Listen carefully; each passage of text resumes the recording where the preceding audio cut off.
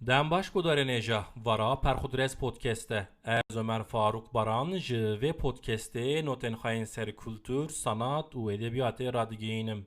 Vê saetê vê deqê hûn li ku bin, bi dengê xwe biwera me. Ji xwandinê hez dikim. Bi dehan salin bi qasî bütçeya min rê dide kitaban dikirim û dixwînim. Dînê Mihemed eşkere ye. Min erzan, fotokopî û korsan jî kirîne kitap, min ji dostan jî dizîne. Bala xwe didimê di tinebûna salên telebe de jî kitap bi şeklekî ketine destê min. Bes îsal de zinêrim di kirîna kitaban da xwe radigirim. Heta pir nemecbûr be nakirim. Çünkü enflasyona li Tirkiye kitap jî nêşîşan biha kirine. Tevî ku çê xerab qezanca min heye jî bihabûna kitaban bütçeya min değişîne. Wê royahanê min kitabeke şîran bi 120 lirayan kirî ku teqrîban 6 doların. Ew jî kitaba şîran tevî daxistinê. Bi erzaniyê 120 lira. Şok bûm. Xwedê taliya xandina me xêr ke. Amîn.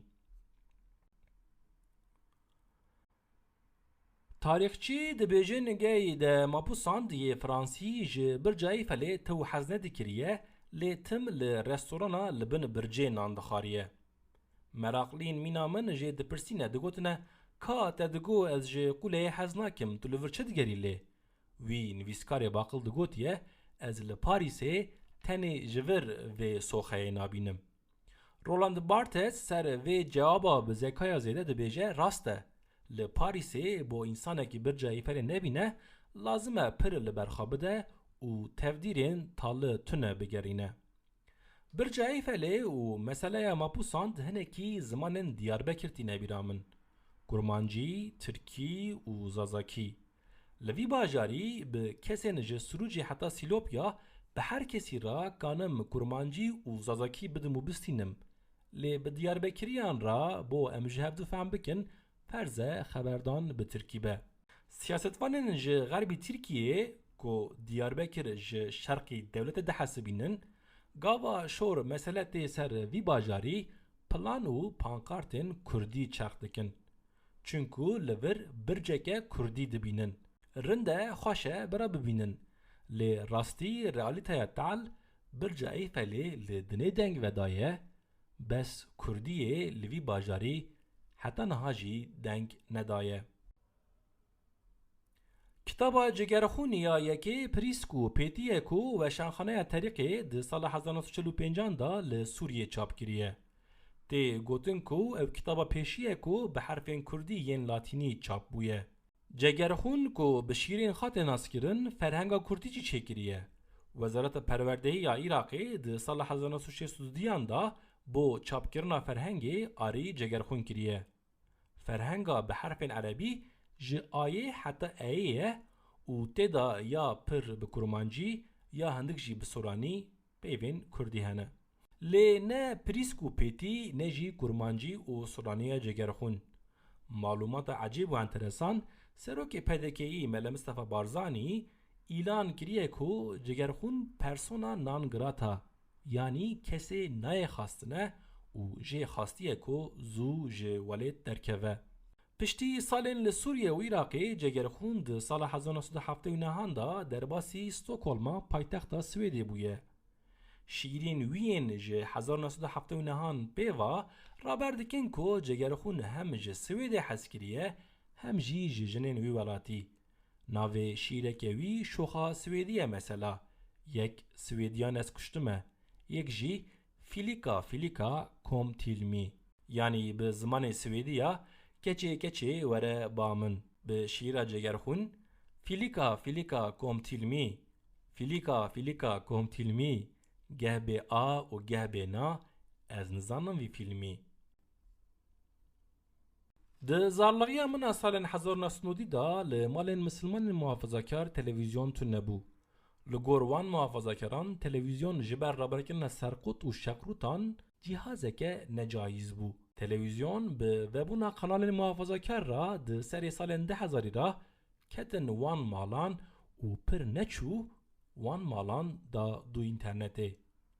Îroro li ser Instagramê influencerên sergirtî yên bi 100,000 şopîner ji çarşevên nivînên xwe heta cew û cilên xwe heta maske û makyajên xwe hema bêje her tiştî bi fîgürên dans û dîlanan reklam li ser reklaman raber dikin.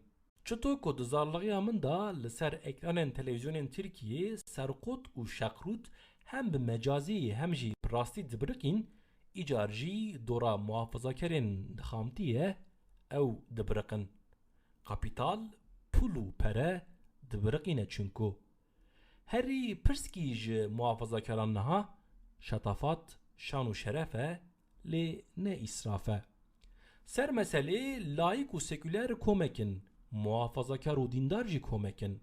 Wer xuya ye ew her du kom her carê yek bi xêra Kurdên layîk, seküler, muhafazakar, dîndar dibin iktidar û ji xara li kêfa xwe li biriqîna xwe dinêrin û Kurdan tim gerî sinifa jêr dikin. Çi dikin Kurd li wê sinifa jêr? Nabiriqin. Li bendê dimînin ku hinek werin bo biriqînê destekê bixwazin. Ji kovara sûretkiravê miftenameya Ömer Delikaya li ser min tesîreke têrfotografî kîşt. Li kêleka malê dîwarek hebû, bi kevir û çamûrê lêkirî. Hema mabû hilweşiya, me kevirên li ser hêdîka hildan dan aliyekî. Bîstekî şûn da dema me bêna xwe da li dîwarê dinê maleyê saxlem mifteyek zengarî bi mîxekî vadardakirî ber çavê min ket. Min xast wêneyê wê bigirim lê pêra jî çîrokek kete kadraja makîneyê. Mifteyek bi tevî sûliyeta wan salên reş û tarîxên salên nodî 30 salî zêdetir li vî dîwarî qerimî bû û li hêvî bi ko pê bihesim. Min pirsî ji xwediyê malê. Got mala me ya berê ji ber erdhêja Lîceyê zirar dîtibû, îdareya me pê nedibû. Me jî got em li baxçeyê xwe yê hirmiyan maleke nû ava bikin. Bi zor û zehmet me mala ava kir. Dûra deriyekî dûperî xaşik lê xist wê payîza ku hirmiyên me gihîştibûn. Pir neçû gund bi darê zorê dihat valakirin.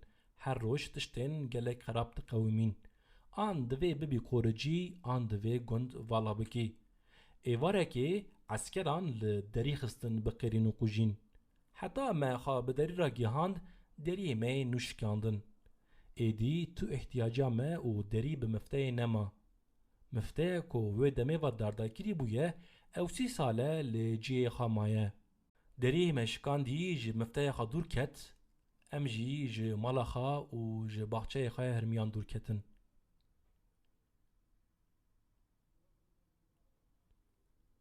Godarên hêja em hatin dawiya bernameya xwe. Metna vê bernameyê hûn dikarin ji perxudres.blogspot.comê bixwînin. Perxudres podcast her pênçem di saet 5:05 PM da bi beşeke nû bi we raye. Vê gavê bi xatirê we.